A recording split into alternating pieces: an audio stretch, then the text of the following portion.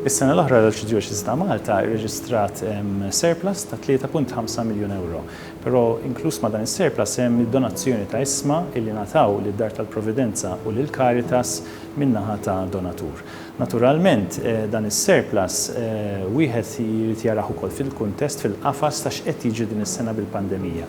Aħna komplejna nsostnu l-operat tagħna, l-infiq tagħna fid-djar tal-anzjani, fid-djar tat-tfal, fid-dar tal-Providenza fost oħrajn, jiġifieri l-infiq baqa' għaddej kostantement, però sofrejna daqqa u daqqa qawwija fit-dħul tagħna. Jiġifieri is-surplus ta' sena l-oħra kif ukoll surplus passati dawn kollha biex ngħidlek intużaw biex isostnu dan l-operat għaliex dħul naqas across the board mill-wirtijiet, mill-donazzjonijiet, mid-dividend tal-APS Bank minħabba rakkomandazzjoni tal-European Central Bank kif ukoll minn donazzjonijiet oħrajn.